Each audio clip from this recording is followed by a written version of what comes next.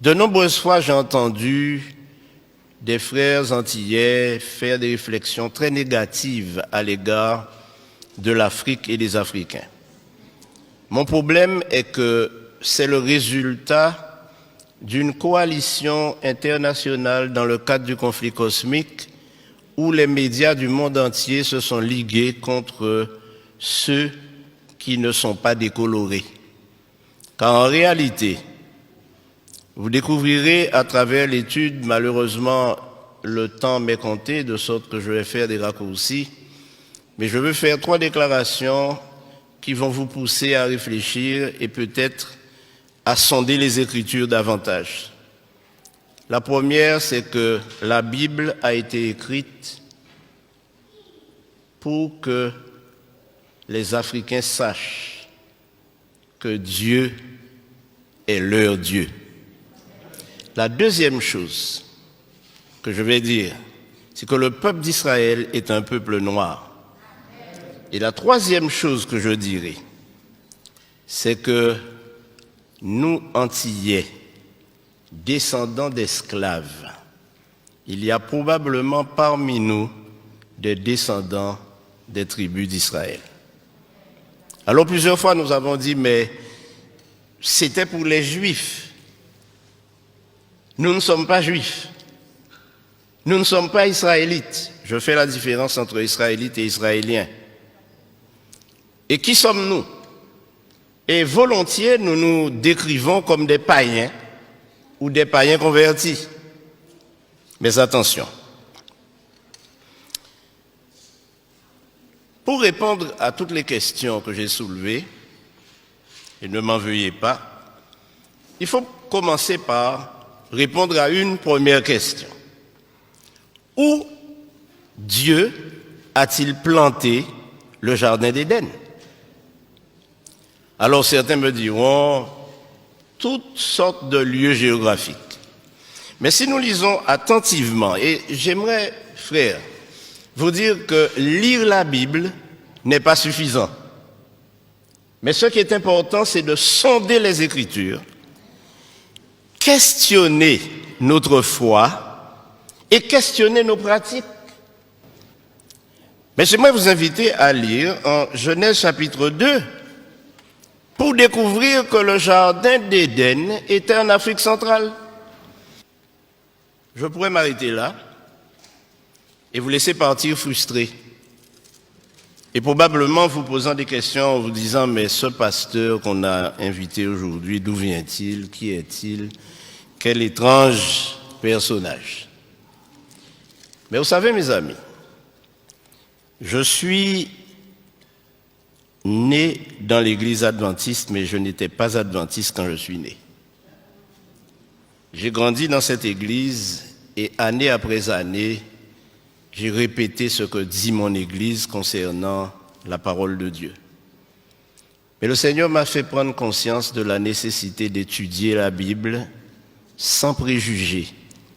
Et en tant que fils d'esclave, le premier préjugé que nous avons développé tous ou presque, c'est que tout ce qui est bon ne vient pas de chez nous, mais de l'extérieur, oubliant que tout ce que nous avons accumulé comme conception de notre religion vient du Code noir.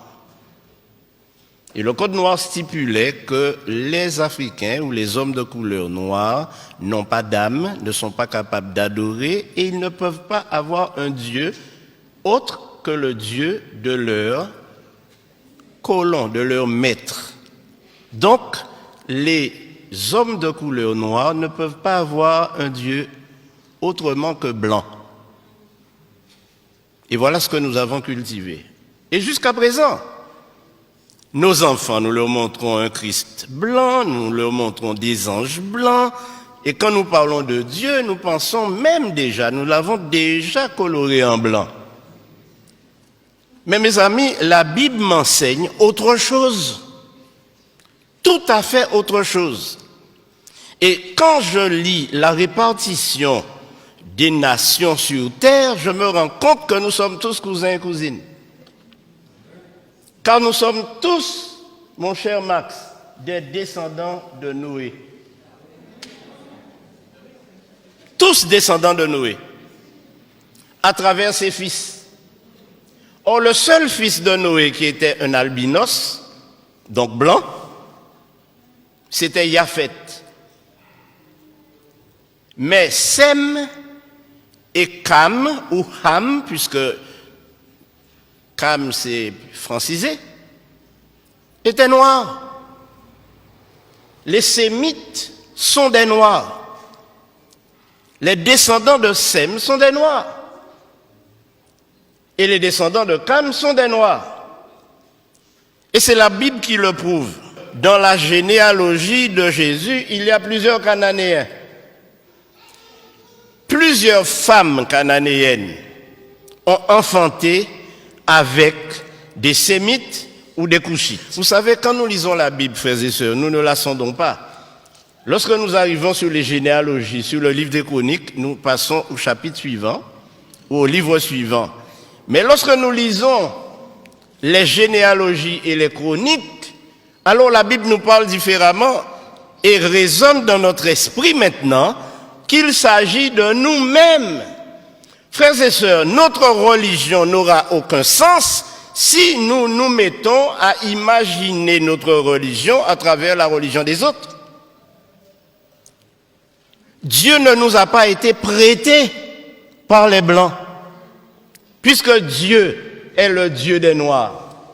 Nous ne pouvons pas prétendre suivre une religion que nous avons reçue de ceux qui nous ont évangélisés. D'ailleurs, ceux qui nous ont évangélisés, ils ont commencé par nous tuer lorsque nous n'acceptions pas leur religion.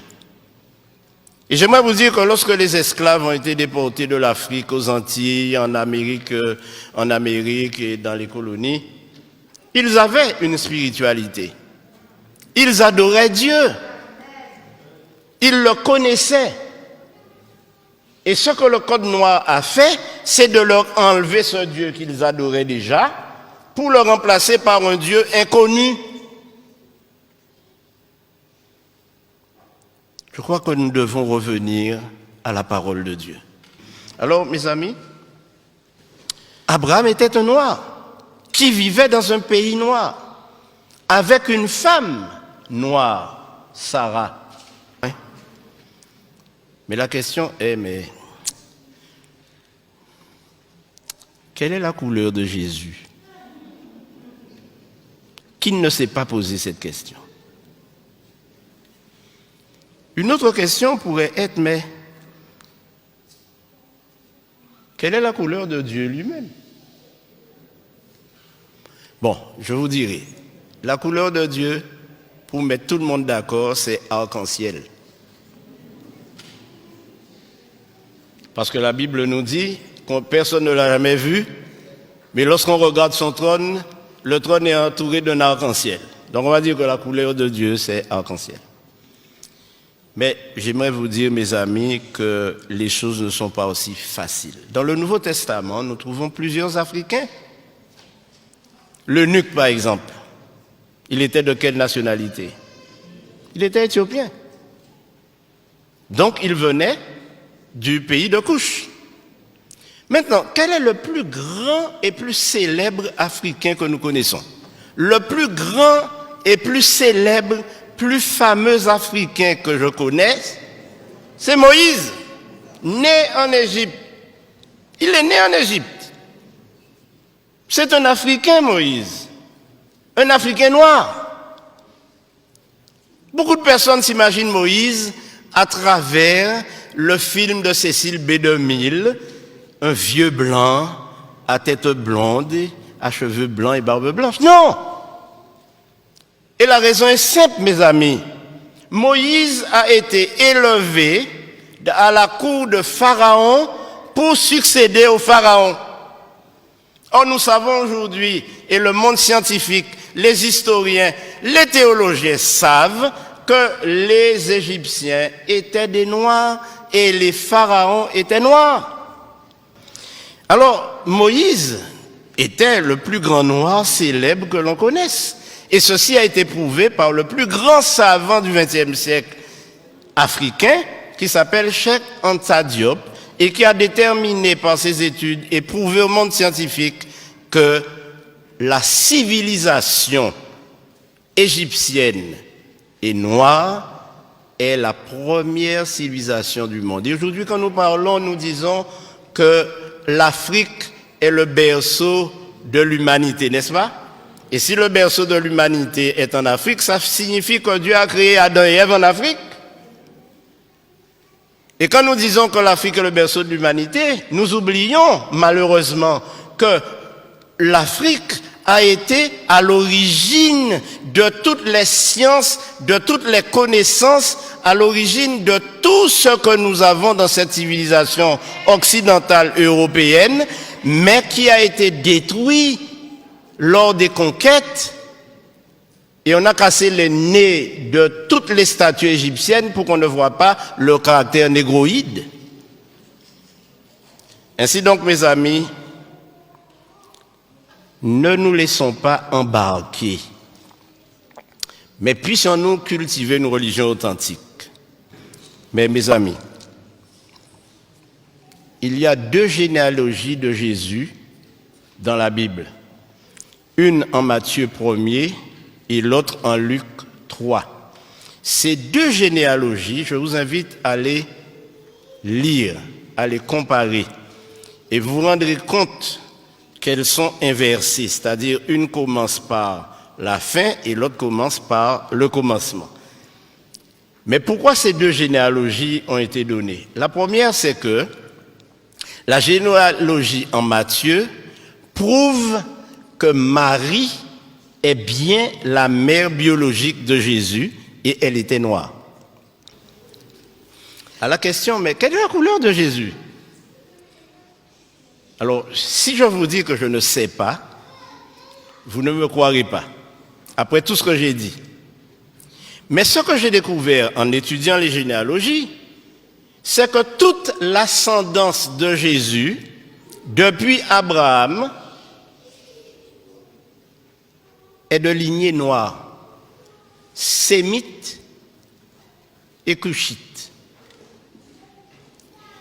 Alors évidemment, la conclusion est simple.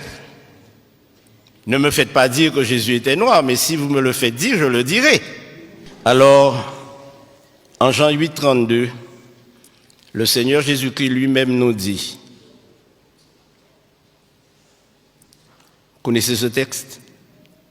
Vous connaîtrez la vérité et la vérité vous affranchira. Ce dont nous avons besoin aujourd'hui, frères et sœurs, c'est d'être affranchis de tous les concepts, de toutes les idées, de toutes les philosophies que nous entendons dans les sermons, que nous entendons dans les études, que nous entendons des gens afficher et affirmer. La Bible nous dit que le peuple noir n'est pas maudit, que le peuple noir fait l'objet de l'attention de Dieu, parce que Dieu s'est adressé à des noirs. Donc, ce qu'il faut retenir, c'est que tous ces concepts que nous avons développés et qui font de nous des personnes complètement complexées, lorsque nous sommes dans un milieu où nous ne retrouvons pas les couleurs auxquelles nous sommes habitués, nous sommes complexés, nous avons l'impression d'être inférieurs. Nous ne sommes pas inférieurs devant Dieu. Au contraire, nous sommes des enfants d'Israël. Il y a de cela 2 ans, j'étais au Ghana. J'étais à Kumasi, au Ghana. Et là, j'ai rencontré de nombreuses personnes qui m'ont dit « Nous sommes des descendants de Siméon ». Et ceci a éveillé mon attention. Mais savez-vous ce qui s'est passé? Lorsque les Romains sont entrés à Jérusalem et qu'ils ont commencé à persécuter les enfants d'Israël, qui étaient des Noirs, ils se sont enfuis en Afrique de l'Ouest. Et c'est pourquoi aujourd'hui, pratiquement toute l'Afrique de l'Ouest est peuplée de descendants d'Israélites. Cherchez et vous trouverez à Man, en Côte d'Ivoire, des descendants de la tribu de Dan. Et si vous allez jusqu'en Afrique du Sud, vous trouverez les Lemba qui eux aussi sont des Israélites, qui pratiquent tous les rites juifs sans avoir été évangélisés par aucune nation. Alors mes frères, Simon de Cyrène, c'était un noir. Mais je terminerai par ce qui va vous renverser sur votre siège. L'apôtre Paul était un noir. Et je vous donne la référence, lisez-la à la maison. Acte 21, versets 37 et 38. Quand l'apôtre Paul s'est présenté, on lui a posé la question, mais n'es-tu pas cet Égyptien qui soulève des foules?